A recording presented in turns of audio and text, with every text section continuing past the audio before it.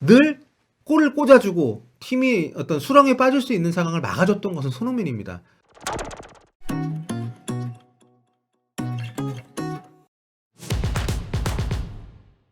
네, 꿀리TV 성혁입니다. 토트넘이 첼시 원정 경기에서 1대2로 패배를 했습니다. 한 골차 패배가 다행이라는 생각이 들 정도로 첼시의 강공이 계속 이어졌던 그런 시합이었습니다. 토트넘은 사실상 지금 굉장히 어려운 상태에서 치러야 되는 시합이었죠. 일단 공격수가 전무합니다.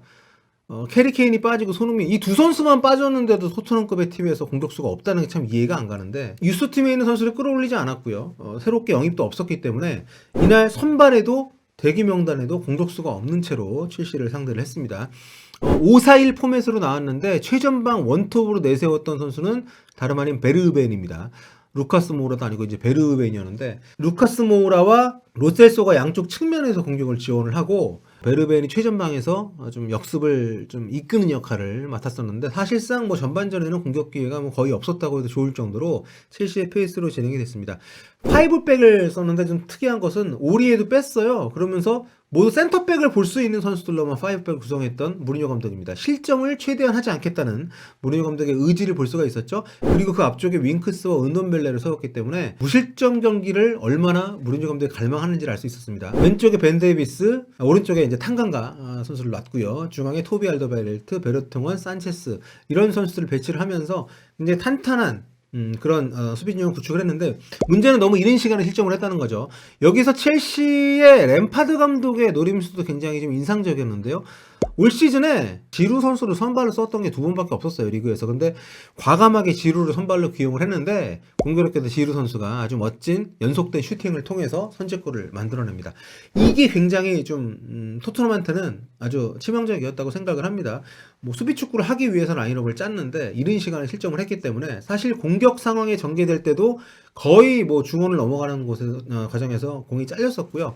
특히 라인을 많이 올리면서 경기를 했어요. 후방에서 이렇게 좀 그 빠른 선수가 역습 속공을 통해서 수비와 골키퍼 사이 뒷공간을 조져주는 그런 플레이를 할 수 있는 선수가 좀 없기 때문에 비교적 마음을 좀 놓을 수 있는 상태로 좀 라인을 올렸었는데 그럼에도 불구하고 그 이른 실점을 했기 때문에 사실상 그 틈을 노릴 수 있는 기회마저도 좀 이른 시간에 상실을 했다고 할 수 있는 그런 토트넘이었죠. 무리뉴 감독이 델레알리하고 오리에를 선발해서 뺐습니다. 그러니까 비교적 같은 포지션에 여러 선수들을 둘 수 있다고 봤을 때 알리하고 오리에는 자기 포지션에서 비교적 공격수에 가까운 선수로 분류가 되는 선수들이잖아요. 하지만 지난 경기 때 워낙 경기력이 안 좋았고 특히 알리 같은 경우에는 경기 중에 교체가 되고 나가면서 표정이 안 좋았죠. 그리고 벤치에 앉아서도 막 신발 집어던지고 뭐 좀 강하게 불만이 감독에 대한 것인지 자기에 대한 것인지는 뭐 구체적으로 말하진 않았습니다만 그런 상황이었기 때문에 선발이 좀 제외가 됐었는데 어쨌든 무리뉴 감독은 올 시즌에 계속되고 있던 전반전보다는 후반전의 전술적인 변화를 통해서 분위기를 바꾸는 그런 축구를 이번 첼시전 때도 준비를 했다 개인적으로 그렇게 봅니다. 아스톤 빌라도 겨우 이겼잖아요. 손흥민 선수가 부러진 팔을 안고 정말 90분 다 뛰고 막판에 극장골을 넣어서야만 승리를 할 수 있었던 것이 그 아스톤 빌라를 상대로 했을 때 토트넘이 보여줬던 그런 현실이잖아요. 그동안 뭐랄까 손흥민 세탁을 했던 이 토트넘입니다. 경기력이 안 좋아요. 수비도 굉장히 좀 불안하고 미드필드에서 뭐 다이어가 나오든 은돈벨레가 나오든 윙크스가 나오든 뭐 로세서가 내려오든 누가 나오든 간에 상대의 압박에 잘 버티지 못하고 뒤에서 받은 공을 앞으로 전달시키는 과정도 굉장히 버벅댔단 말이에요. 그러니까 이런 과정들이 계속 좀 겹치는 상황에서 늘 골을 꽂아주고 팀이 어떤 수렁에 빠질 수 있는 상황을 막아줬던 것은 손흥민입니다.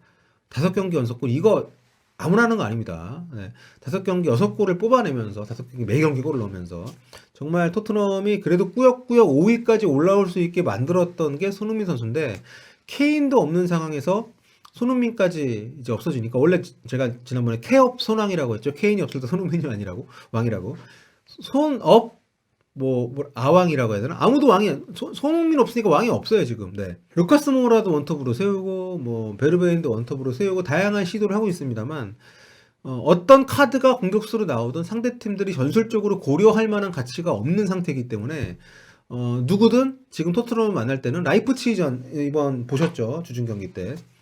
라인을 최대한 끌어올려서 앞쪽에서부터 토트넘을 후드로 패면서 올라옵니다.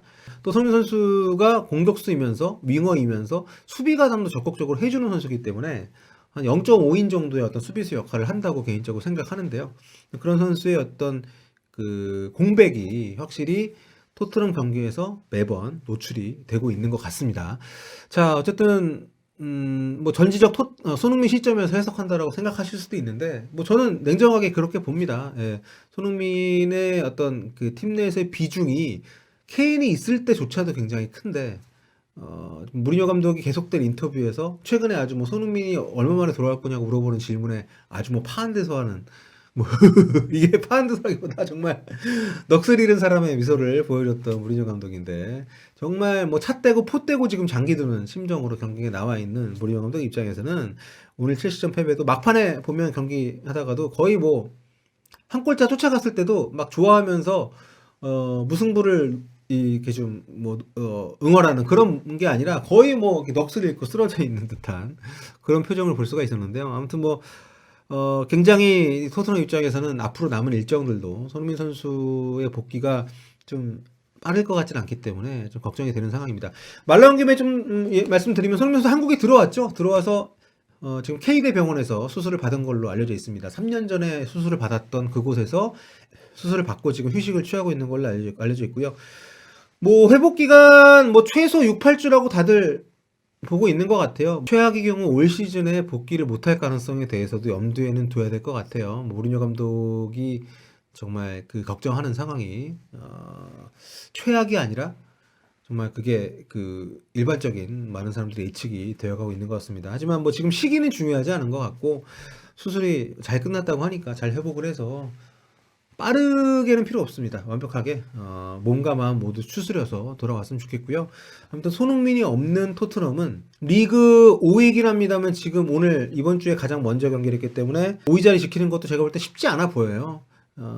최종적으로 5위를 할 경우에 맨시티가 최종 징계를 받게 되면 챔피언스리그 티켓을 딸 수 있긴 합니다만 어쨌든 안정권은 4위인데 오늘 토트넘 첼시를 따라갈 수 있는 기회, 첼시를 넘어설 수 있는 기회를 놓쳤다는 점에서 굉장히 뼈아픈 그런 경기로 기억이 될 것 같습니다. 자, 뭐 손흥민의 공백을 느꼈던 것은 우리만이 아닐 겁니다. 영국 팬들 역시도 손흥민 선수의 공백을 느끼면서 굉장히 한탄을 하는 경기가 됐을 거라 생각이 들고요. 이 램파드 감독 막판에 아주 뭐 이 환호하는 모습 아주 인상적이었는데 과연 램파드의 첼시는 탑4를 지킬 수 있을지 좀 지켜보도록 하겠습니다. 자, 다음 시간에 또 손흥민 선수와 토트넘 경기 소식 가지고 돌아오도록 하겠습니다. 여러분 좋아요와 구독 언제나처럼 부탁드리고요. 다음 시간에 뵐게요.